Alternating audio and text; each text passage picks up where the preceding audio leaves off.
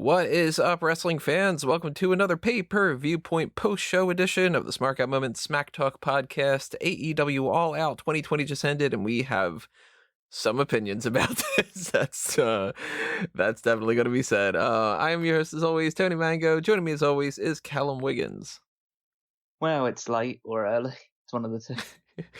Yeah, it's super early or late, whatever you want to call it for you. That's one of the reasons why Callum's not going to be as lively for this edition. Also, some of the things that happen on the show, maybe not necessarily the most energetic things that we could be super positive about. At least I'm alive for this edition. That's better than what some people could say. Rob is tapped out on this. It's one of those events where it's like, all right, it ended up late, and I'll bury the lead here. We got a lot of negative things to say about this, so a lot of the times when those happen, it becomes like, how much negativity do you really want to like stew in or whatever? I'm used to it, so maybe it's just normal for me. But it is going to be more negative than previous AEW post shows we've done in the past. I'd say that it's not going to be entirely negative on my front, even though like early on it was just I was so worried very early on, like everything was just going to be terrible.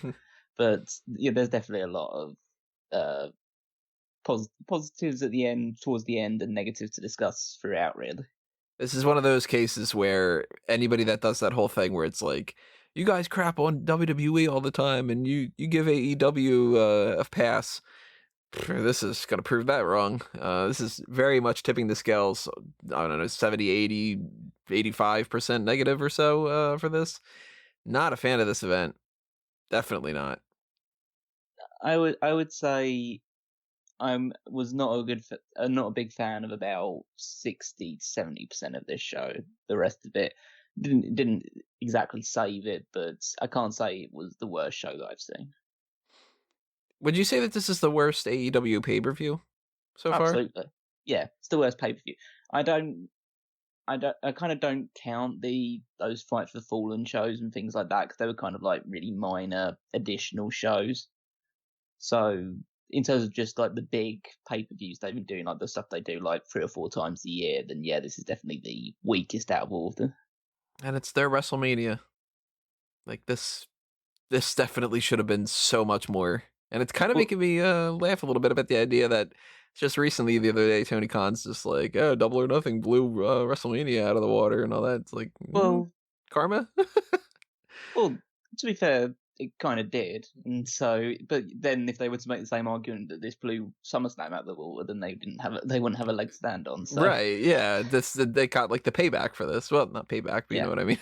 Well, yeah, you shouldn't come up with like those sort of proclamations and then deliver a show like this, which is going to draw a fair amount of criticism. Mm-hmm. So, despite the fact that we're going to be criticizing things and all that, even if you disagree with us, I still want you to tell us what you thought about this. So drop a comment below on YouTube, and while you're over there, hit that little subscribe button if you haven't done that already, and ring that little notification bell as well. If you like the video and you want to help us out a little bit, hit the like button on the video as well. And if you want to show your support on the monetary side of things, there is that little applause button that we have now that is kind of the same as the super chat sort of thing, but it's kind of when it's not live, the equivalent of that, I guess. And there's also the membership thing that you can join on YouTube, which is their version of the Patreon. And I mention the Patreon all the time here because it is the main source of making sure that we do more content for Smark Out Moment, and I've got the time to do more content. But in general, if you do want to join the Patreon, that is awesome, even if it's a $1 tier donation. $10 up gives you access to the Patreon exclusive Darkcast episodes. The Pick Your Poison tier is also a part of that, where you can make sure that we do a special feature or a gimmick of some sort on the website or on the podcast that you really, really want us to do that we may not have gotten around the time to doing it. And maybe we didn't think about doing it at all, and you just want to spit something out of nowhere. Maybe you're like, hey guys, I really want you to watch and review this, or I really want you to do a call the spot on this group of people, or you can do something that's out of the blue. So if you do have the spare change and you do want to help us grow, the YouTube applause and membership, the Patreon for this, and there's also the merchandise shops, TeePublic and Redbubble. Check them out. Pick up a t-shirt or any of the other kind of designs and any kind of merchandise options that they're out there. There are shops for Smark Out Moment, for Fanboys Anonymous, and a Mango Tees. So show your support in that fashion too. And very quickly, just to get the plug out of the way, if you don't know what Fanboys Anonymous is, it's my other site. And that's where you'll find movie reviews and things on the geek culture spectrum that aren't pro wrestling. So if you want to show more love to that, I'd greatly appreciate that as well. So yes, definitely tell us your comments, because we're going to get into this and we're going to talk about everything on the card essentially and kind of start things off with buy-in. My very first note of the whole night is a positive one. It was that I was really digging the little hype videos that they had for the Casino Battle Royale. Very old school Royal Rumble kind of vibes. Yeah, it was I mean, they were just very straightforward. They just get everybody's motivations and reasons for want to be competing in this match and want to go out and win. Just get it out there, straightforward. Don't really take too much time over it. Give everyone a fair chance to make you care about why you want them to win the match or not win the match, as it were. Yeah, I mean, some people, it was self-explanatory. They're just sort of like, hey, I'm going to win because I want to win. And some other people are telling a story about why they're going to win or how they're going to overcome the odds or different things like that. Nice little thing to just add on the buy-in. I like that. Then they decided to add an extra match to the card. Now, we had talked on the hot tags about how they decided to swap the original buy-in match, the tooth and nail match, and add Private Party versus John Silver and Alex Reynolds. Well, out of the blue, they pulled a WWE here, and they said, also, Joey Janela versus Serpentico. Just a match. And this is something I'm going to repeat a couple times throughout the night. It was literally just a match. There's nothing to it. No, I kind of was in and out of this one because I was still. I mean, I kind of like watched the buy-in, half watching it, and in the same way that I watch Kickoff Show, just half doing it while I'm doing other stuff. So this was kind of just filler on in the background. I didn't think much of it because of that, but I can't really say that I'm the best judge of the match because I wasn't paying as much attention as maybe I should have done. You didn't miss anything. But yeah, well, yeah, exactly. But it's just a case of why should I really care about this match? It's Joe Janela versus Serpentico, a guy who's basically confined onto dark against the guy that got absolutely squashed by Chris Jericho on Wednesday. Well, not only is it a guy who's confined to dark, that guy isn't even necessarily signed to the company. No, I don't think not that I'm aware of anyway. Right. They've never put out that thing saying Serpentico is all elite, so we don't know for sure. I like the one thing that I did like note down is, and we're going to be talking a lot about commentary tonight in general anyway, but I remember that at one point in the match, I think Shivani or Excalibur said that Serpentico's been wrestling for like 18 years. Jeez. And then Tony at one point says, that kid's Serpentico. Just like a guy who must be at the very least in his like early 30s. They called FTR kids tonight too. Yeah. Well, to be fair, these kids or whatever, they're 30-something, I think. To be fair to them, like basically everyone on the roster is kids. Well, some of them are. Some of them literally are, like, 20 at this point. But that was the thing. Joey Janela won. Not much to it. Then we had the 3 and 4 against Private Party match. Just another match for the sake of it. Private Party won that. No surprises. Yeah, not a huge surprise. I thought Private Party looked sloppy again. They're not impressing me a lot recently with a lot of their work. They come across as green every single time that I see them wrestle. Like in terms of their entire AEW run, the one match that I've seen them have, which like super impressed me and thought, okay, these guys can really do something, was that first match with the Young Bucks. Never since then it's been kind of downhill after that. Yeah, it's just okay. These guys are okay. They're just a fun opening match act, but I don't really see any progression at the moment. I thought Dark Order looked good. John Silver is a lot of fun to watch.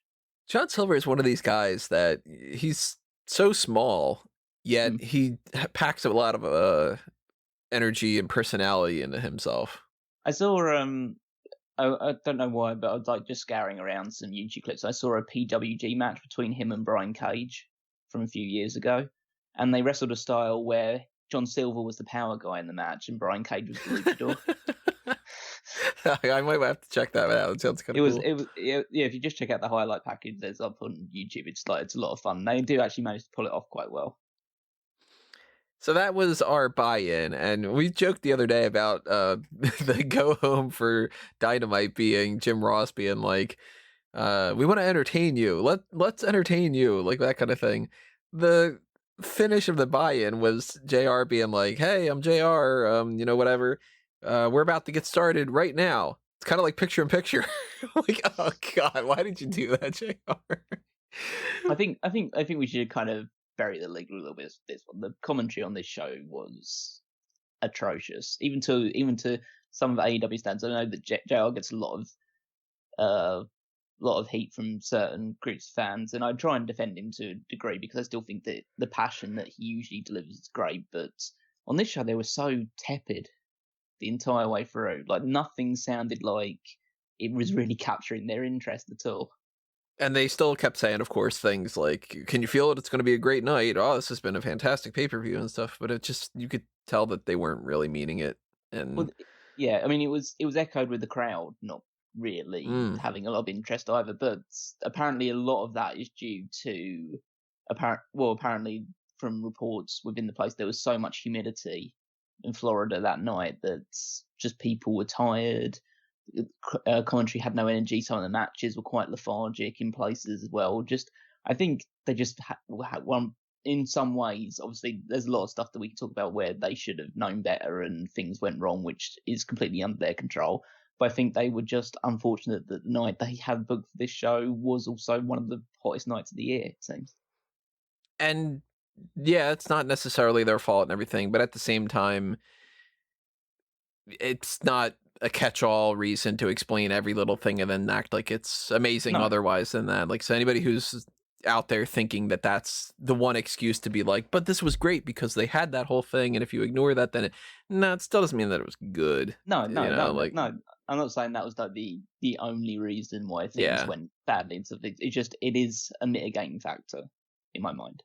Yeah, the crowd was definitely not helpful at all. This gave me more of a vibe of the WWE shows that we were getting at the beginning of this year, rather than, well, not the very beginning. We actually had a crowd then, but like at the beginning of this whole pandemic thing, rather than things that we've been getting for most Daily's Place shows. This was definitely a downside, and that affected a lot of matches. It really took away from one of the better matches of the night that we'll talk about later on, but they didn't have that much of an impact on the very first thing of the night because that was the tooth and nail match that was pre-recorded, and this was just as bad as the cinematic matches that are in WWE, except for it just didn't go on as long. Yeah, well, I guess that's a positive at the very least.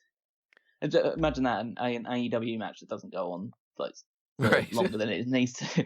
But yeah, this match was, if you can even call it a match, it was weird in the fact that there was a lot of comedy in quotation marks, a lot of shouting and screaming, a lot of just brawling in corridors, and then moments where I don't know, Britt Baker just pulls out a drill and wants to basically drill through Big Swole's skull at one Yeah, point.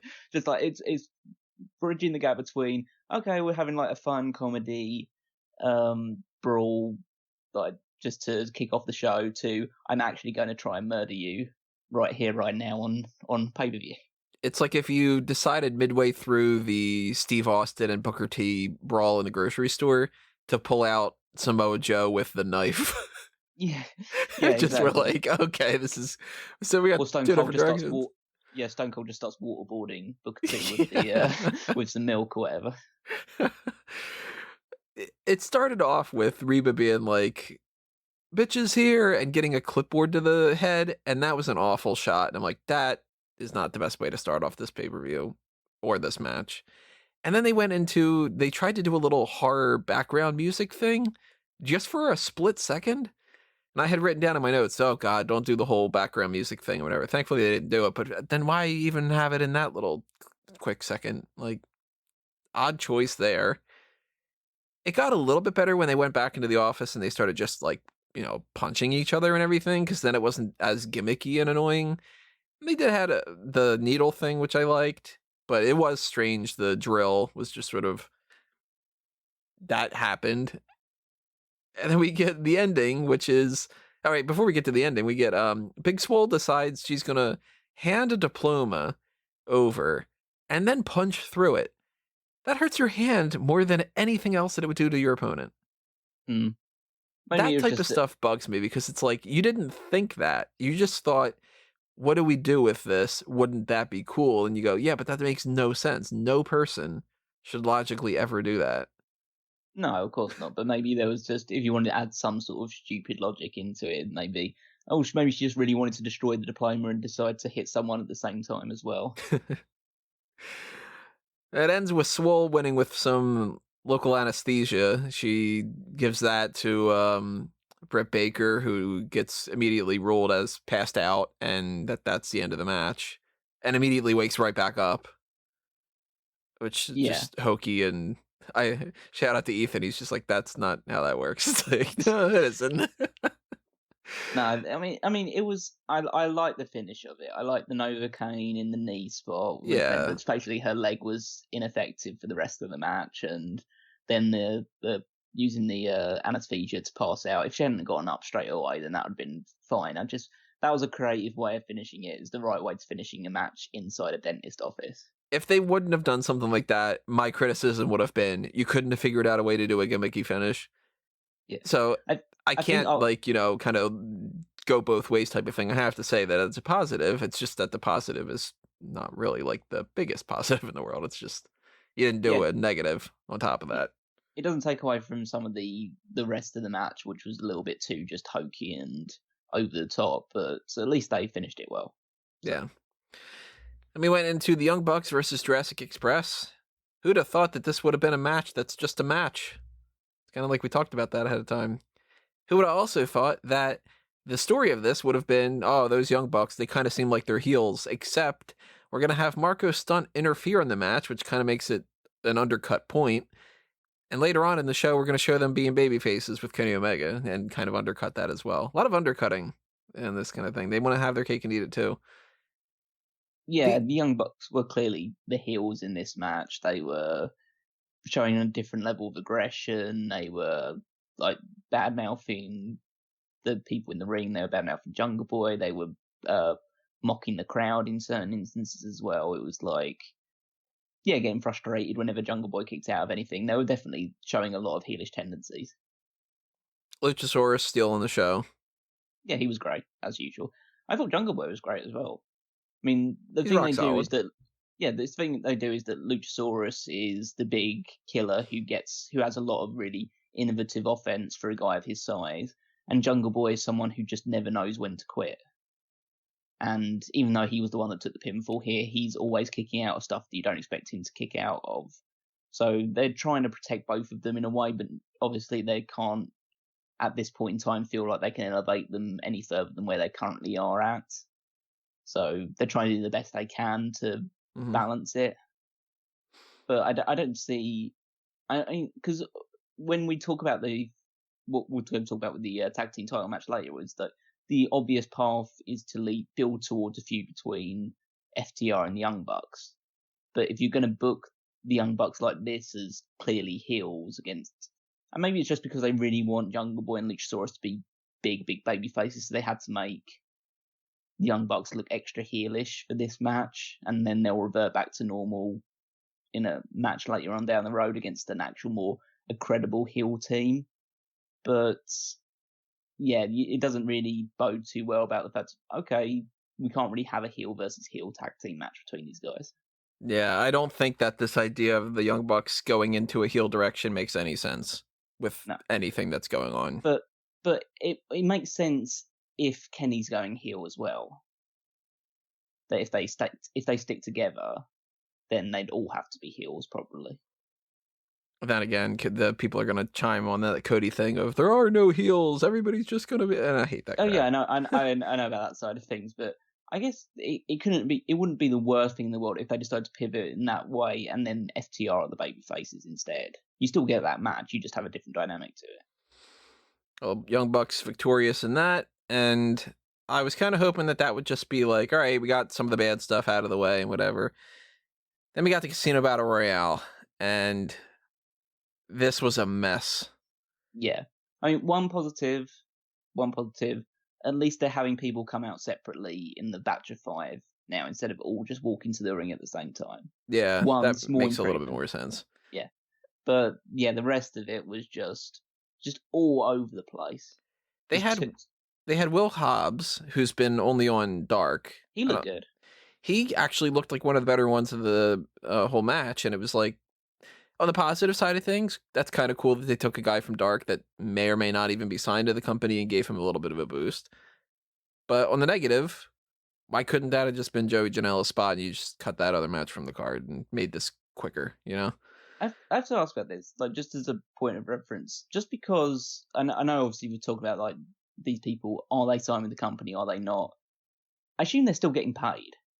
They gotta be at least getting paid something. Yeah. So I don't see why it has to be such a big deal if they're not signed to the company and yet they're still doing stuff with them. It's not the worst thing in the world, really, as long as they're paying them and then they say, okay, we're going to give you this opportunity, and then maybe somewhere down the line we end up signing you. Like, it's how WWE and every other company used to operate before the guaranteed contracts became a thing.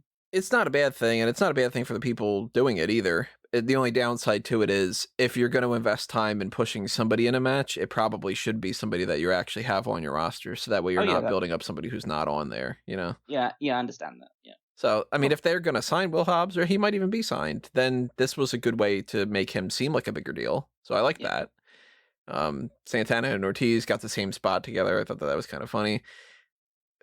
Let's just skip to one of the biggest parts of this whole thing. The big surprise, the shocking number 21 entrant, Matt Sydal. And even though you don't have a crowd that can react, you could tell that the reaction was, oh, it's just Evan Bourne. And then he gets in the ring, climbs the ropes, and immediately slips on his jump. So within 20 seconds of the announcement of who number 21 is, it goes from, oh man, who is it? It's Matt. Oh, wow. He botched that. Like, your first move in the new promotion that you've just signed for. And Matt Sydal is a very, very good wrestler. Let's not take anything away from it. I've never seen him botch the shooting star press before. And I've not seen every single match he's been a part of, but I've seen enough of him in WWE as Evan Bourne. Seen enough of him in Impact Wrestling and stuff that he's done for like PWG and other promotions in the meantime. But this was the worst timing to have like your first real big botch with this move. Absolutely, just killed that. The worst thing about it was it wasn't even just the botch. The botch could have seriously injured him because he landed badly. Yeah. It could have injured him. It could have injured any of the other people that were in the ring. It obviously completely undid the whole moment in twofold, because it was like, well, I don't think that he would have been a good enough surprise to have this. I think that they needed somebody bigger than that. And if they would have put him out as one of the people in the other sections, you know, like the diamond section or whatever, then that could have been like, hey, look at that, cool. And then you get a bigger name to come out.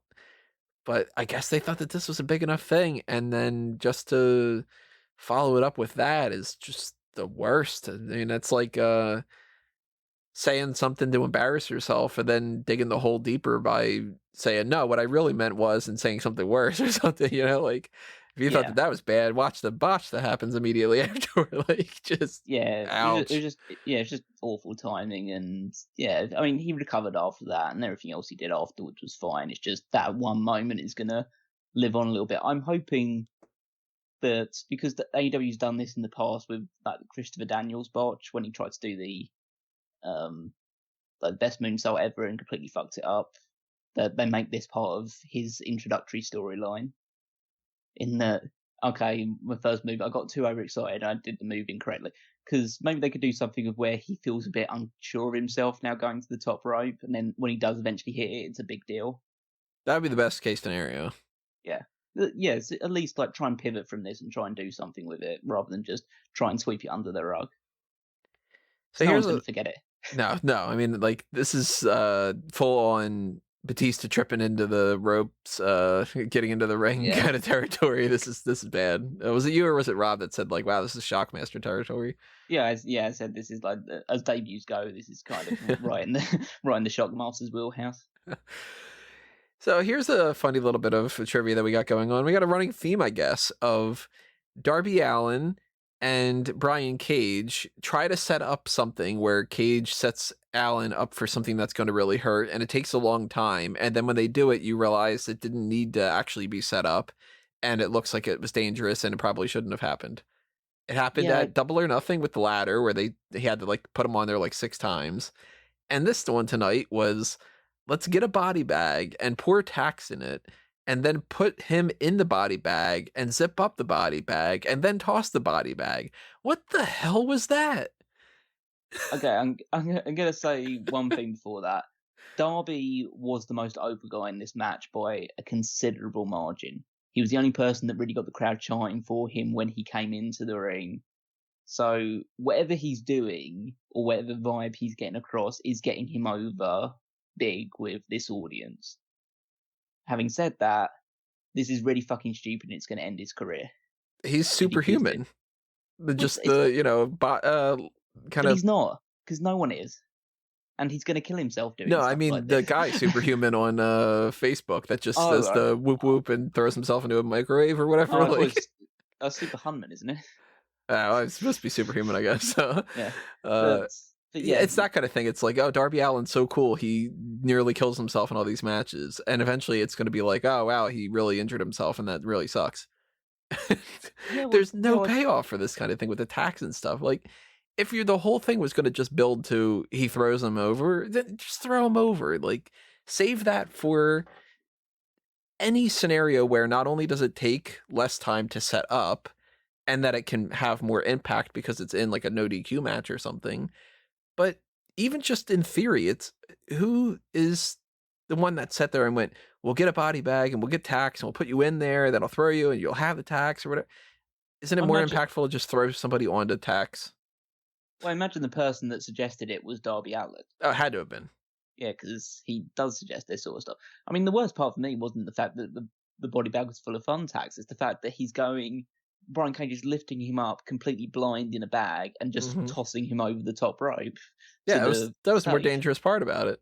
Yeah, because he could be landing anywhere. He could be any face up or anything like that. He could land in any position whatsoever. It's just, yeah, it's bizarre. And then on top of that, now you have thumbtacks in the ring that other people are going to land into. When they haven't, are they signed up to be put into thumbtacks just because Darby Allin wanted to do the stupid reckless spot?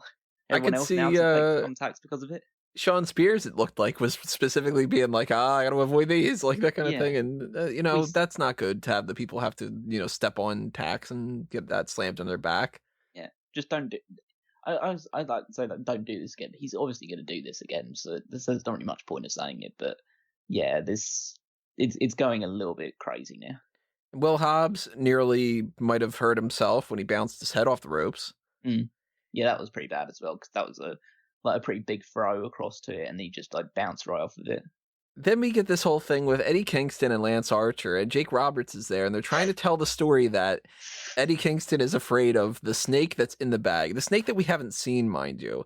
And There's Roberts, no snake in the bag. It clearly isn't, because Roberts is, I wrote it down as, it looked like somebody having a one-sided weak pillow fight, rather than anything that was intimidating. He's like gently smacking him with something that 100% cannot be a snake inside of that. And it's more so like when you see like an old man swatting at like a fly, and it's just kind of like, shoo, fly, like that kind of thing. I was kind of equate it more to like when a mother's trying to feed their baby with and the baby's just not happy about it. It's like, here comes the airplane. Take the snake. Go on, come on, take the snake. Oh, you don't want the snake? Go on, have the snake. It's like the choo-choo's coming into the train. Like, just wow, that was just with just a blah segment that could have been so good. And then of course it ends with Lance Archer winning, and everybody kind of does the same thing that I was thinking, where you're like, I guess MJF's losing. Yeah, it would have made no sense to have MJF win on top of that as well. Because, yeah, you're not going to have Lance Archer versus MJF for the World Championship. So it does kind of bury the lead a little bit. So that was just a real disappointment. That was one of the things I was looking forward to the most. I figured at the very least, even if the match isn't great, that we could get a cool surprise. And even if we didn't get a cool surprise, at least it's a battle royal and the match should be good. I thought it was a guarantee, and it ended up being that everything just ended up sucking on that. Yeah, it was just too all over the place. too many people just getting eliminated left and right without really any rhyme or reason or anything like that. It was just, yeah, I just don't think it told any good stories, and anything that it did try and tell was a little bit too over the top. Over the top. Hmm. And of course, that wasn't even the worst thing, because we followed that up with the Broken Rules match between Matt Hardy and Sammy Guevara. And this starts off with the golf cart. And I'm thinking, hey, look at that. They called it about the golf cart being brought in, because I didn't think that it was going to be. What happens with it? They have a cardboard box standing up in the middle of nowhere for them to run into. What in the world was that? There's just this big cardboard box. Well, they need something. They need something. Maybe they were thinking Starsky and Hutch. That was popular back in the day, so maybe that would be. Maybe that's something to do. I started writing up like, wow, this is really stupid. It's you could have figured out 1,000 other things that you could have done. It's an empty arena thing or whatever like that. Yeah, dude. While we're talking stupid things, while they're setting up what's the next spot, and I'm thinking, well, they're gonna follow it up with something at least halfway decent or whatever. So they start going on this lift to go a table spot. Matt Hardy bonks his head on the friggin' concrete.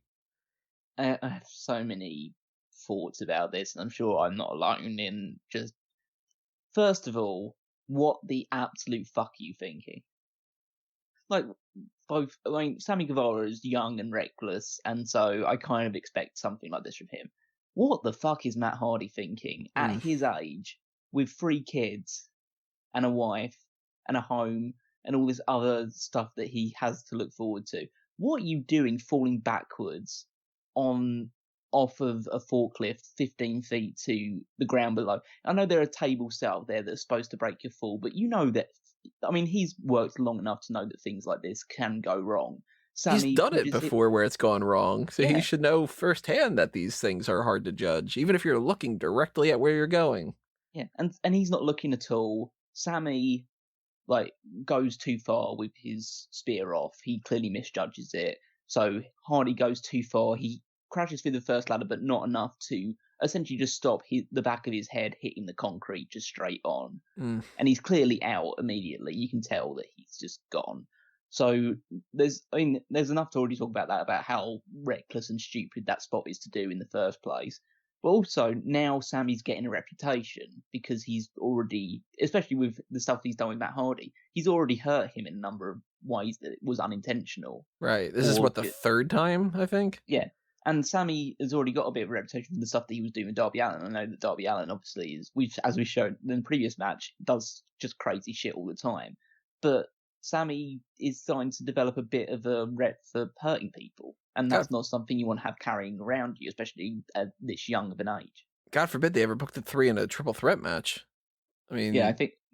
Well, to be fair, I think Matt Hardy's lucky that he's ever going to get booked again after what happened in this one, because this definitely could have been the end of his career right there. And I'm writing down on one of my reviews, and I forget which one it was, I was saying, if this is a legit serious injury, or if it's complete work, then if it's on the work side of things, it's a bad decision to do this anyway, because that's playing around with a concussion thing like that. Maybe not the best look for the company, Yeah. And if they're doing that as a complete work, then it's going to devalue the, putting up the X and all that stuff for the future too, because that's something that I kind of feel you should preserve that. So that way people know this is serious and you can judge it that way, kind of thing. Like, it's fine to break the suspension of disbelief for a serious injury. But I was like, this pretty much can't be a fake thing. And you can tell that he's out, or he's just a damn good actor and pulling this off better than I ever would have expected, because he's trying to grab on Sammy's trunks and he's pulling him down. He's practically pulling them off and stumbling around, and he can't move and whatever. And they take longer than they should to call the match. And then a few minutes later, they're walking around trying to figure out what awkwardly to do next. They decide to continue the match. Yeah, that's going to draw a huge amount of criticism because, considering the fact he went to the hospital immediately after this match shows that he was hurt, or there was a risk of him being hurt. and he was being seen by the trainer, and apparently he told the trainer that he needs to finish this match because they booked themselves into a shitty situation where if Matt Hardy loses, which seemingly he would do if he was knocked unconscious by Sammy Guevara, if he loses this match, he's out of AEW, and that's clearly not the direction they were going, because based on the actual finish of the match. So now they were caught in this awful situation where Hardy's clearly hurt, clearly needs medical attention, needs to be checked out, but also he needs to win this match, otherwise he's out of the company for good, or they need to think of a really good explanation as to why he loses this match and yet still can stick around AEW. And I think Sammy was trying to do that, where he was like screaming at Matt, like, I'm not finished with you, I'm not done with you here. And maybe they thought, okay, maybe we'll just call this match a wash, let Hardy recover, have this match again at some episode of Dynamite to be the actual conclusive finish of this. But they decided to keep going. Matt says he's fine, and they decided to keep going. And I think they just essentially cut out what would have been like the bulk of this match. Mm-hmm. They skipped right to the end, for sure. Skip right to the end, where Sammy and Hardy climb scaffolding, which is already scary enough because this guy's clearly concussed and he's climbing a giant structure up to like 15, 20 feet. And then he hits Guevara off. So Guevara has to take another fall after this one. But luckily he's landing on these like perfectly safe, perfectly fine crash pad, which is about like covering 2 or 3 times the area of the one that was Hardy was landing on earlier. Yeah, it's like, this is the type of thing you should have done the fall on. That's the safer thing. Yeah, this is the thing that Hardy should be landing on because he's in his 40s and needs to be a bit more protected. Whereas, I'm not saying that, honestly, do it for both of them. Both of them that's should the thing. Have this giant face of it. It doesn't look great because, you could tell immediately that it's this crash pad type stuff, but it's a hell of a lot safer. And there is no rationalization that I can accept for them to be like, well, let's just continue the match and just skip it through. Because even if you try to make the argument that you wanted to preserve the match, you didn't, because it was a shit match. And if you were trying to say, oh, it's booked that way and whatever, then it was poorly booked. And then if you say, well, they figured the risk was worth it, it wasn't worth it. They never should have continued. They shouldn't have done the move to begin with. And they shouldn't have continued anything at that point. That should have been just immediately the end of the match. Not even try to get up and walk around and all that other kind of stuff. There's nothing that I think justifies that kind of thing. That's terribly reckless and risky. Yeah, and again, like some people try and defend it if it happened. I'm not saying if it always just happened in WWE, but you can make that argument that they shouldn't. If they'd have done this as well, then people would get angry about it. But they should do it for any single promotion. If there's risk of a concussion, and this was clearly a case where a concussion was likely to happen, then you have to stop the match. We know how dangerous these things can be, especially someone like Hardy, who's probably suffered dozens of concussions in the past before, based on the type of matches he's had in his career. So they come up with basically this match suffered from a really terrible botch early on that led to them having to cut the entire match, like the entire portion of the match. Who knows how good this match could have been if that spot didn't happen? Because even though some people would say like, okay, maybe it's just going to be another like just garbage wrestling match, but it'll probably be like, it was going to be a lot better than it ended up being. I'd hope so, at the very least. I'm pretty confident with these guys. But yeah, it's ruined by that one spot. They have to just rush straight to the finish, and it means that these two who already were fucked out of another match early because that their main event Dynamite basically lost a lot of time due to the fact that other stuff had run long, and so they only got like 7 minutes to do their big main event match on Dynamite a little while ago. This is supposed to be the match that makes up for it and give them a bit of time to actually tell a story, and then this one gets fucked up because of the early botch. So really, this feud has been one that's led to one calamity after another.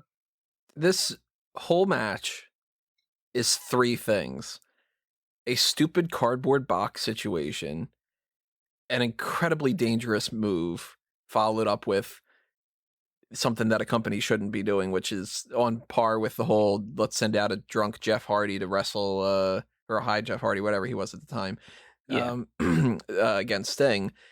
And the third part is skip to the finish, and the finish, not even good. Like, if they would have had that regular river match and it wouldn't have had all the situation, if that would have been the end, one of my criticisms would have been, it's just that. Like, we've seen that before. The crash pad thing, it does take away from it. Not that I want them to be more dangerous, but, they can figure out more innovative ways to end these kind of matches.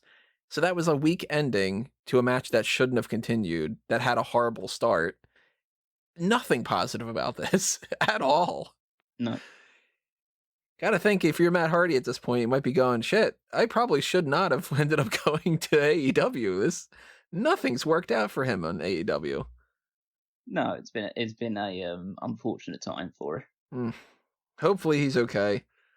But yeah, that's the only thing. Yeah, it's the only thing to hope for at the moment. Jeez, that's just like all the problems of the stupid slip up with Seidel and the Casino Battle Royale, and the potential that Darby Allin is injured, the potential that Will Hobbs is injured. It's like, oh, well, it's got to be better from here. Then that happens. You're just like, God damn it! Like, what's going on here?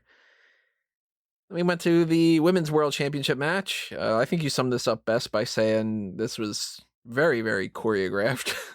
I would say that I put that right at the very beginning, and it was very choreographed from the beginning. They were very hesitant. There was a lot of just like, I could see them like stopping every now and again just to think about what spot was coming next. Then I think from the point where Thunder Rosa jumps up that steel chair and drop kicks Hikaru Shida, then it becomes a bit more of a fight, and I'm more inclined to enjoy a fight between those ones rather than just like a complete spot fest, because I wanted this to be a bit more physical. And I think overall, I'm not going to say this match was great, but it was good by the end of it. I would say that, especially considering all the stuff that had gone on before it, that this was something that I could at least enjoy and give a thumbs up to. I wasn't digging it all that much. It was not bad enough for me to add it onto my low points, because I was, at this point, I already had enough low points. I really didn't want to make the entire thing about low points, and there were far worse things on this card than this, but I just wasn't digging it. Like, there's a part in it where Thunder Rosa is just sitting down on the ramp, and she's just watching Shida get herself set up to jump on her and all that. Like, that point, I'm just sort of, all right, you're waiting to do the thing. And then there are some contrived spots in this. I don't know why there was smoke at one point.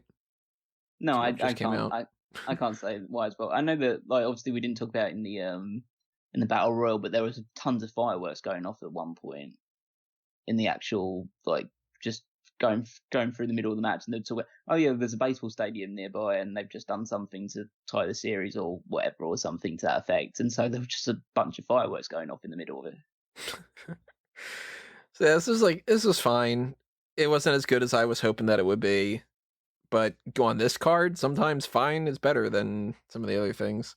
Yeah, I thought it was good by the end of it. I think they did enough stuff. I want to see them go out again when they're more familiar with each other, because I think it was quite evident that they hadn't really wrestled each other before, hadn't done anything with each other before, and so this is just like a starting out point. I think that if they are able to get Thunder Rosa back for a few more stuff, then I would like to see it develop and see whether they could have a better match down the line. It's still like good. It gives me hope that there's like better to come from both of them down the line. Shida retains, and that moves over to the 8-man tag team match, which the first note I have written down was that they had mentioned Dick Grayson, Jason Todd, and Damian Wayne, and I said, oh wait, they're talking about Batman. Oh wait, I just realized I haven't been paying attention to this match, because that's what happened. I was like, talking about Batman? Oh fuck, yeah, the match is going on. I completely got distracted because I just didn't care, and that kind of happened throughout the whole rest of the match. I mean, we talked about before the idea of why aren't they just booking Anna Jay and Brandy Rhodes? They got involved because, hey, remember there's a feud going on. Yeah, you probably should have booked it for the card or put them involved in the match in some fashion. And I don't think that they did anything good here when it comes to this. Like, it ends with Dark Order losing, which means that now they've lost some steam from their whole beat everybody down and look like a bigger group of badasses. And it sets up Dustin Rhodes to get a TNT title match on Dynamite, which means, hey, if you paid $50 and you wanted to see this match, well, you're going to get an actual match that matters for the championship on a free thing for cable. Not free, you have to pay for cable, but that kind of sense. And it also, not only do they lose the steam of losing the match against 4 people that shouldn't necessarily even be teaming up, they end it with everybody mad at Colt Cabana. And Evil Uno goes up to him and he's just like, oh, okay, buddy, like, it's not that bad or whatever. So now I'm like, oh, I guess Evil Uno's not that bad of a guy. Now I don't think that he's all that intimidating either. It's did nothing positive, I think. I actually really enjoyed it. I really enjoyed this 8-man tag. I thought it was very well put together. I thought the first thing was a negative, which is Brandy. And I always have negative things to say about Brandy because I don't know what she thinks she is in terms of her character. Because she comes out and she's smiling and happy to be with the Naturals. Dustin, who's just staring daggers to the ring because, you know, he's a worker. He knows actually how to He's supposed to be mad. Yeah, he knows how to convey emotions, whereas Brandy's just like all smiley and like, oh yeah, look at my guys and stuff like that. It's just like, oh, but then she realizes that she's supposed to be mad at the people in the ring, and so she changes her emotions and stuff like that. But then she's probably got her wrestling figure somewhere in like her, I don't know, in a shorts pocket or whatever, stuff like that, and so she can parade about the fact that she's the first woman to get an action figure in AEW, and it's just like, oh, I don't know what she ever does with her character. She has zero consistency whatsoever. She changes her mind from not even one segment to the next, one frame to the next. She changes her character. So that was negative. No, she's totally consistent. The consistent thing is she desperately wants to be a heel. Mm. And even when she's in a position where she's supposed to be the babyface, she starts being a heel. She did it with the beginning of when the company started, trying to pick fights with, you know, the people like the Britt Bakers and Allie and all that. Then they gave her the whole, well, no, you're not going to do that. You're going to just be Brandy. And very quickly afterward, they start the Nightmare, whatever they called it, the thing that she had going on. Collective. Nightmare Collective, yeah. And that was just full blown. I want to be like a witch doctor heel type of thing or something.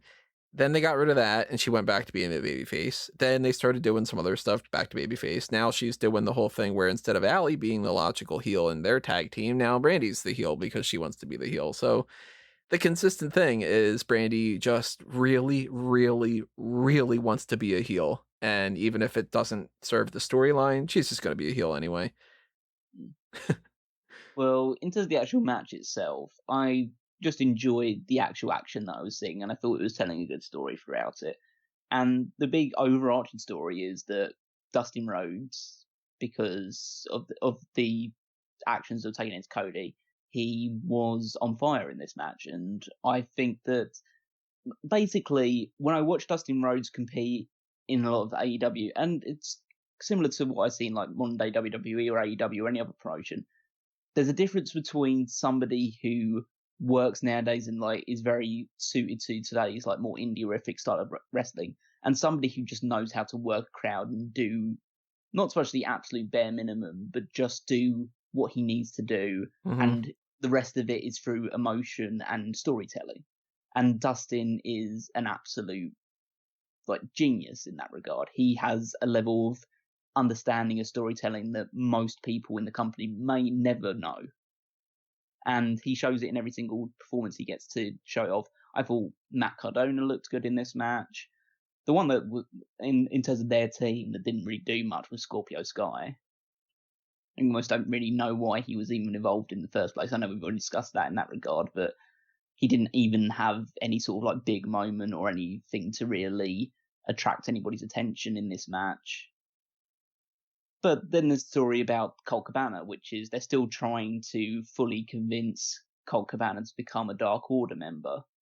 And he's the one that ends up screwing up because Brodie's leveled Dustin with the clothesline. All Colt Cabana needs to do is pin Dustin.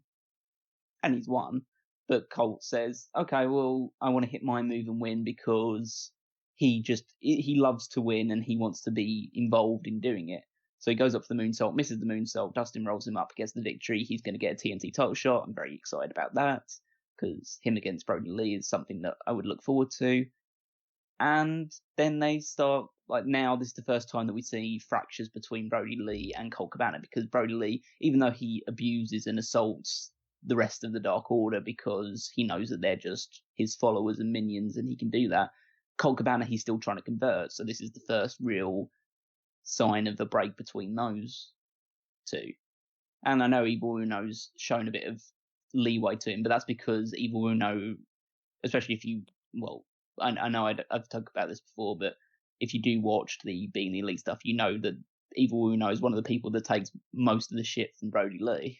So he's like, okay, I understand where I know what it's like to upset the boss. Just come on, let's just go have a cup of tea and just relax a little bit. Whereas, it's just like, this is just the sign of, okay, Brodie Lee's now angry at Colt Cabana, which can either lead to Colt Cabana realizing that he needs the Dark Order's help to win matches, because if he does it on his own, then it goes wrong, as in this case in point, or it leads to Colt Cabana breaking away from them eventually and going back to being a babyface, and maybe he's the next somebody they have in mind as a next challenger for Brodie Lee, or even the person to beat Brodie Lee for the TNT title.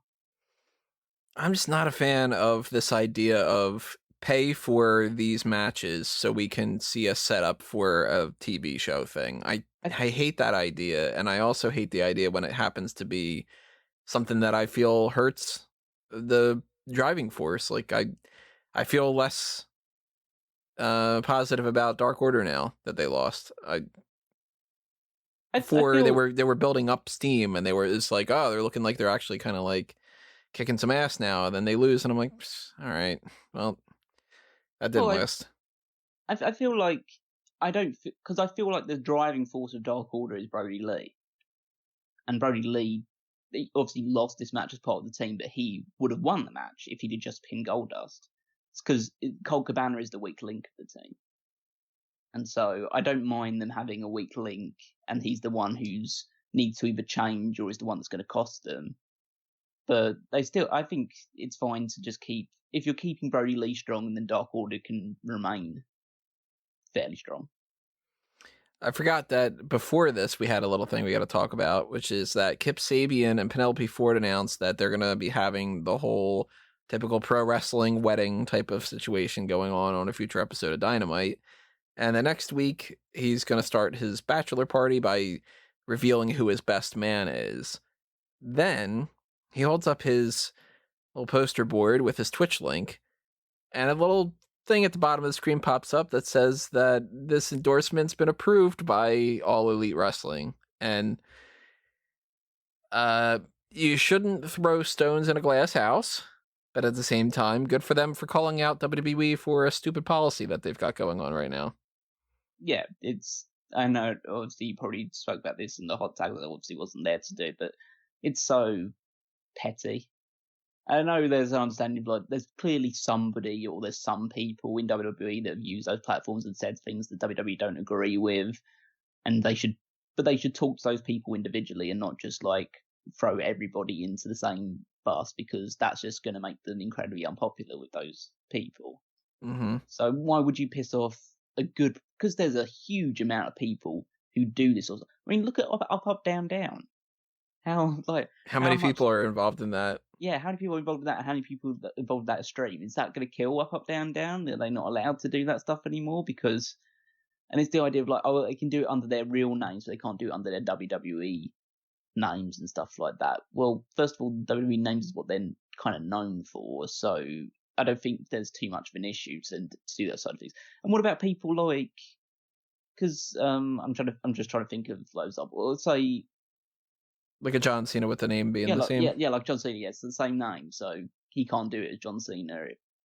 Or is he allowed to do it because he's John Cena? Well, obviously, because it's John Cena, he would be allowed to do it, but he's allowed to do it just because his name is the same as his ring name and stuff like that. It's going to be now, I mean, last night, Rob and I are going over this, and we're kind of defending WWE a little bit, saying, if it's just a matter of you got to use your real name instead, or a different name that you would own the rights to or something, that, Liv Morgan doesn't have to necessarily be Gianna Daddio. She could be something else, but she can't be Liv Morgan. Then, okay, that makes sense. Today, it's starting to come out a little bit more that it's actually not necessarily that cut and dry, that it might actually be that WWE is trying to argue your face is a part of your character and we own your face. So it would be like, do you expect these people to use their real names and wear a friggin' mask or something? Like, come on at that point. Well, no. What they expect is that people don't make any sort of money or build their personal brand outside of the Oh company. yeah, I mean they expect that they could completely kill their ability to do this, and Yeah. then try to get them to do their own thing. We were talking before about how like we are not going to be surprised at all if they announce the WWE shout out service or something like that, where it's like you can sign up and Roman Reigns can give you a shout out for however much money, and then they take the biggest cut out of it and give them a, like that kind of thing. Yeah, It would not shock us at all. I don't know why you have to be. I mean, first of all, why again? I don't want to go down this rabbit hole too much, but it's just a case of why do you have to be so petty about it? It's just a bit of harmless fun with people just wanting to play video games and build up a little community on their thing, make a bit of extra money on the side. It's nothing that's going to kill you or upset you. Now, the only thing it has done is just upset a bunch of people that you want to get rid of it. Mm-hmm. And then, it lowers morale and makes you even worse of a company that after you just released a whole bunch of people and a lot of people don't want to come into work because they feel like they're scared because of the virus situation, and they feel like they're creatively stifled, and they feel like they're not making enough money. Now you want to go, you can't, like, why shoot yourself in the foot so much like this? Like just self-sabotage. And that's kind of why I like this AEW thing more, because first of all, it's calling out this situation and just making a bit of light of it, which is good because it's drawing attention to it, and they're also having a bit of fun at WWE's expense. And then it's also showing the people in WWE, hey, if you came over to our side, then you'd be able to keep your Twitch channel. It's all good with us and stuff like that. It's just, it's a twofold thing, and I'm completely down with them doing it because I wouldn't. Again, it's that every situation's the same. You shouldn't always just be attacking WWE left, right, and center, especially if you sometimes produce shows like this, which aren't always good or are going to be open up for criticism. But when situations like this, where it's just total bullshit with WWE doing, I'm more than happy with the AEW wading in and saying, yeah, this is bullshit, and we're going to make fun of it. Yeah, I mean, the whole thing, it's a voice of reason situation where, like, call out WWE and the thing that they did wrong. Call out AEW and the thing that they did wrong. Call them out on the things they do right as being positives. And it doesn't matter which company it is. Doesn't matter if you're leaning one way to the other. If it's a problem, it's a problem. And if it's not, then it's not. And if you're AEW, you sit there going, hey, come over here and you're not going to be treated as poorly like that. And if you're WWE, you got to be sitting there going, well, at least over here we would have stopped that match and Matt Hardy wouldn't have gotten injured or whatever. And then it's like, how about you both just stop sucking at some things? You stop letting people wrestle when they are clearly concussed. Stop being a dick with this whole controlling everything about them. You don't control every part of their lives. I do. I would also have to say to people, if you're going to criticize AEW for that thing with Matt Hardy and say that WWE never do something like that, try telling that to Kairi Sane in that TLC match a couple of months ago. Yeah, they fully have. They're not completely clean on that kind of stuff either. No, neither side. How about this and go board? If a guy's concussed, just stop the match. Mm-hmm. And then somebody will be like, yeah, but what if a girl's concussed? It's like, nope, same thing. Yeah, concussion, just stop the match. It's not the most important thing in the world. And you know what? If Matt Hardy would have lost that match and they would have done the whole, well, they didn't need to do this whole you're going to leave AEW thing to begin with because it didn't have any purpose to it whatsoever. But if you book yourself in a corner like that, book yourselves out of it. You are paying writers to write. So look at that. Do your job, write. Figure out a way to get out of it.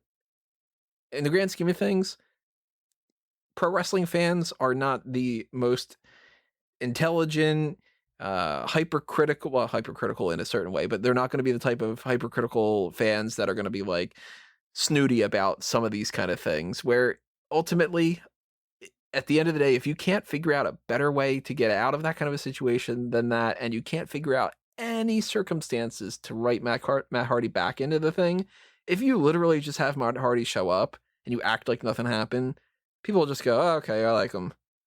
So it's like, that's just stupid.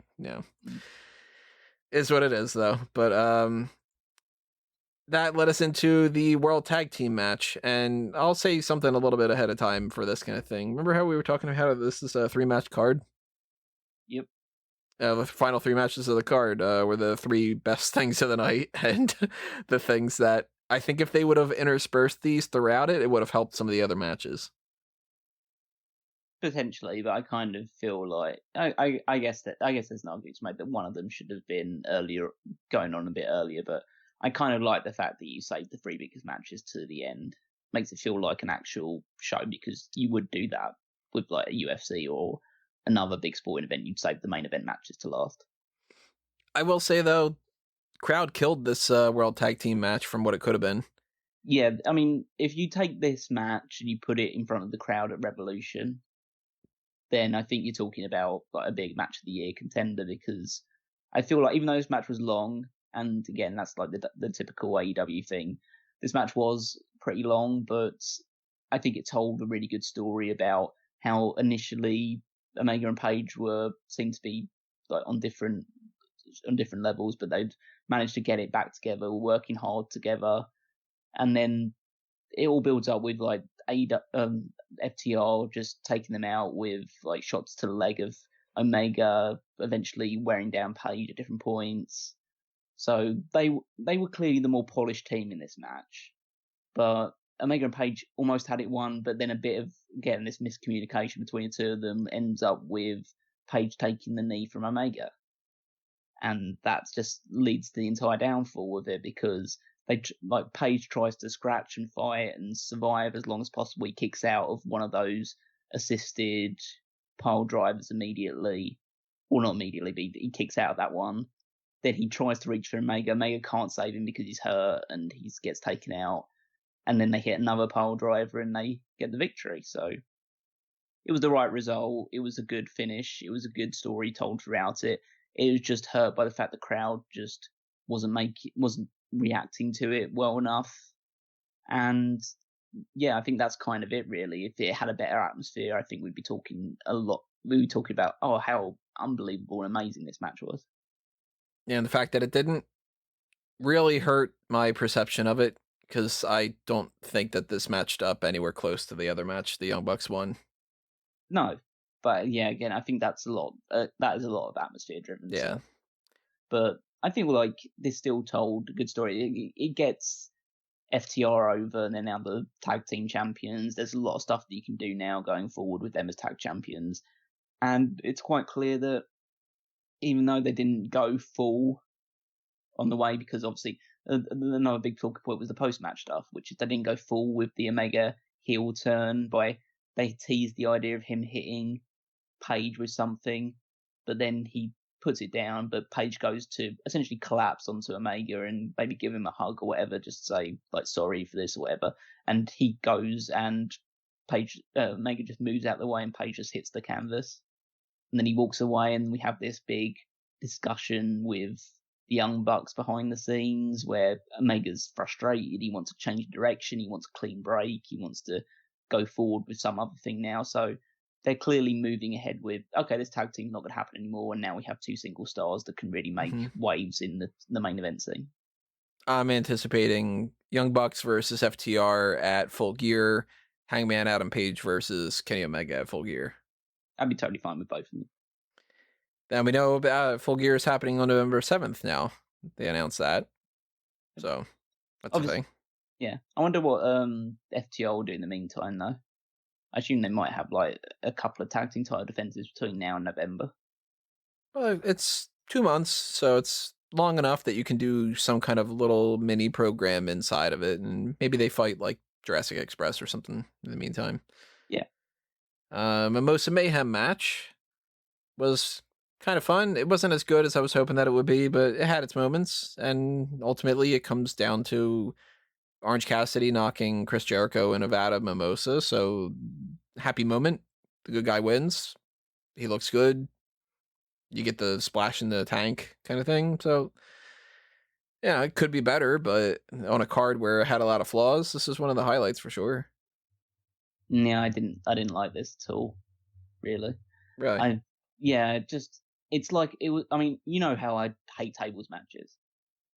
This is essentially a tables match, except instead of a table, it's a pool of mimosa, where basically every spot is just dancing around the pool of mimosa, trying not to go into it. I mean, it started off hot with like Cassidy diving in and Jericho immediately hitting a code breaker and starting beating him up, but then everything else is just or just trying not to fall into the Mimosa or trying to just skirt around it a little bit. I think it would have been better served where it was just a proper match between these two, or like more of just a no DQ hardcore match, however you want to book it. And then but the loser gets dunked in the Mimosa or something to that effect, rather than having that be the way to win this match instead. I just feel like it took away from it. It was a bit too goofy, and I know it's the idea that it's not like Orange Cassidy's the most serious character in the world. That's part of its charm. But I think, in the end of it, it just came across as a bit too goofy, and it doesn't make me feel like Orange Cassidy's ready to be a big champion off the back of this result, even though it was a big win over Jericho. It kind of just made it seem a little bit too like banal and stupid, rather than like, oh, this is a huge win for Orange Cassidy. It's going to really elevate his career. Just no, he pushed some guy into Mimosa. Oh, I don't feel like he's going to be some future champion in the next month or any of that kind of stuff. But I think he could have been if you'd have booked it with you made this a proper grudge match, made it a Texas death match, or made it a Street Fighter, a hardcore match, or a Falls Count Anywhere match, or anything like that. You could have made Orange Cassidy seem like a true warrior, rather than a guy who just kicked another guy into a pool of orange liquid. What do you think that liquid actually was? I assume it was just like, I mean, it can't be anything like super sticky or anything like that. I assume that, actually it was just water with orange food dye in it. That's what I was assuming. Yeah. But I did think it actually was Mimosa. That would show just how much wasted money it is. Yeah. I did think, though, the fact that they had 2 tanks made me think that idea that we were tossing out, that Jericho would win by pinfall or submission and then go through the tank anyway, I did think that was going to come into play, because I was like, oh, that's 2 of them is enough to fit Hager, Santana, Ortiz, and Jericho. And what if they do a whole thing where Jericho makes him tap out or something, and then the other people from the inner circle come out and they are all beaten down on him, and then the 2 members of Best Friends and some other person who can start a feud with Jake Hager, I guess, maybe they can all fight, and then it's like 2 of them get knocked in the one and 2 of them get knocked in the other, that kind of thing. And like, I kind of figured that might be the case, but of course it didn't work out that way. But then again, I do also appreciate the fact that giving Orange Cassidy the win over an established star like Jericho can only help him, even if it wasn't a bit more of a goofy match than maybe it should have been. Yeah, so the main event was MJF against Jon Moxley, and Moxley comes out the winner. He comes out the winner because he was able to use the paradigm shift when the referee wasn't looking, because Wardlow was inadvertently distracting the referee. And disappointed that MJF didn't win, but he came out of this looking pretty strong, and he won. He lost, but it was like he technically should have won on a technicality, and that's a good way to go out, I think. Yeah, I thought this match was a lot of fun. It might even be my favorite match of the entire night. I feel like they worked really well together.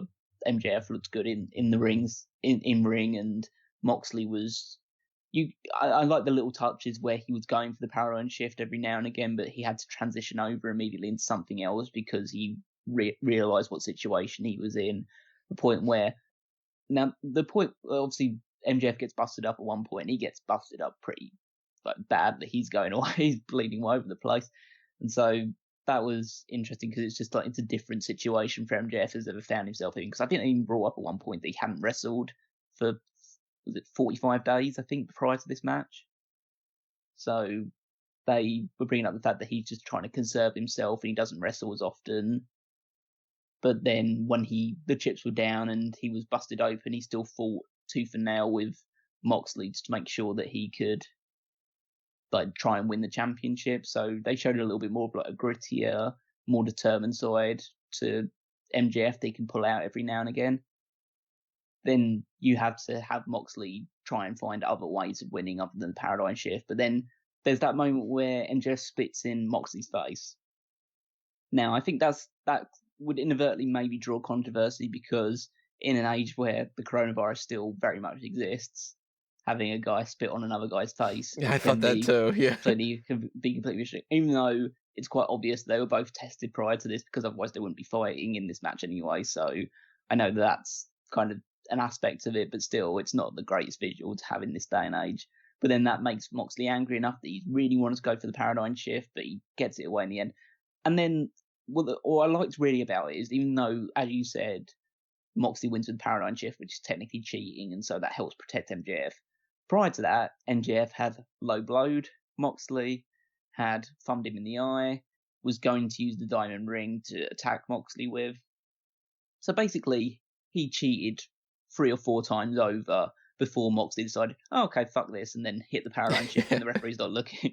So it doesn't make Moxley a heel for using that move or resorting to that move to win. He was totally justified after MJF tried to take every trick in the book. But then it also means that MJF has somewhat of a claim for a future rematch, or to say that he doesn't actually deserve to be undefeated because Moxley used the move that he wasn't supposed to. Yeah, it could either go into the direction of that should be stricken from the record and I should get another shot, or I deserve the championship, and then they go and pivot away from, no, you don't, and then you got to earn your way back up to the ranks, or, any of that kind of stuff. But if you're not going to put the title in MJF, this was a good way to preserve MJF and not to just have him flat out lose a match and be like, all right, you did the typical thing where you build up somebody, they lose, and now they start all over again, kind of thing, like they've done with Brian Cage and some other people. Yeah, it's going to be a bit of an evolution of his character. Now he's suffered his first loss, and he looked good in this match anyway. But it's not like a case of he was constantly on the back foot and he was just cheating, and he clearly wasn't in Moxley League. He showed that he could be a world champion going forward, so that's helped elevate him in some people's eyes. But then he also lost, and I think still for now, even though it's been a while and there should be someone down the line to eventually beat Moxley, Moxley still feels like a big enough star and a big enough draw to be world champion. I am, at this point, just wondering who beats him a little bit. And yeah, I don't feel like Lance Archer's the guy for that. No. So if that's where they're going to go with Full Gear, I'm kind of writing Full Gear off already as being like, it's probably not going to happen there. And, Well, yeah, it depends whether they save that Full Gear or they decide to do that on an episode of Dynamite, just to say, like, I don't know, maybe a month or so from now, and then they're building someone else up for Full Gear. I think at the moment, it's the realistic prospect is that I don't think Moxley's dropping that until either Omega or Page is ready to win it. Kenny Omega's my code 2 option right now on the website. I'm figuring if he turns heel, or even if he doesn't necessarily turn heel, I think it's going to be him. Of course, everything can change at any moment. We could get Pac back and he might do something. For all we know, Peter Avalon goes on a big winning streak and wins the title. But ultimately, AEW All Out, not thumbs up on this one. No, I won't be so super fun to go thumbs down. Like, the first half of the show is definitely a thumbs down. I'll go thumbs down. Second half of me is more of a thumbs up, so I think I'm like thumbs in the middle, maybe slightly pivoting towards down, but I'll go thumbs in the middle to be a bit more optimistic. I'll definitely go thumbs down. I figure the best things of this night, if you only had those things, it would be a thumbs up situation, but there's not a whole lot, and it wouldn't have been even a full show, I think. Not alone the idea of it being a long show or something, but yeah, that's probably the thing that would pivot it more towards down for me, is the fact that the show went really long as well. Long and problems, and I feel worse coming out of this than I did going in. So, not a fan of that. Hopefully they turn it around at Full Gear, and hopefully Dynamite and everything going forward can change some of these things. Hopefully Matt Hardy's okay. Hopefully Darby Allin's okay. Hopefully Will Hobbs is okay. Hopefully Matt Seidel's okay. Hopefully all these careers are okay. All these other kind of things. But we'll see what happens when it happens, I guess. Any other thoughts you want to break down on this whole pay-per-view? Nothing too much. Just hope that some future pay-per-views to be shorter, a bit more concise, and that, well, I guess just bring on Full Gear. And it hasn't, even though we've been pretty negative about this one, I think justifiably so, and it wasn't the greatest show in AEW's history. I mean, far from it, but I don't think that it hasn't soured me enough to think that Full Gear won't be good. I hope not. At the moment. At the very least. But that's the whole situation going on for that. I, of course, as I mentioned before, want to know what you guys have to say. So drop a comment below and tell us your thoughts on anything that you want to chime in on. And follow along with all the other kind of stuff that could happen as far as any kind of fallout or anything. We'll talk about that on the hot tags next week. We'll talk about stuff with Dynamite when Dynamite happens and so on and so forth. Don't really know what the main event's going to be for next week's podcast. So if you have any suggestions what you'd like to have us do, then drop them in the comments as well. Callum, you got any plugs you want to toss out? Just a couple. You can obviously follow me on Twitter at Weekmeister14. Every Saturday there is the Paul Heyman SmackDown podcast where me and Robert. Any way you want to pronounce it. I was just saying Robert, and then Good it old sounded Robbie. weird. Yeah, it sounded weird coming out with saying just Robert.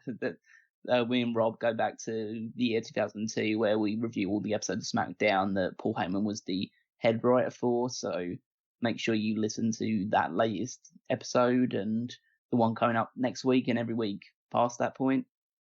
And then there's the Fantasy League, which is going on right now. We're actually having the first set of trades going on this weekend. So some movement has already been happening.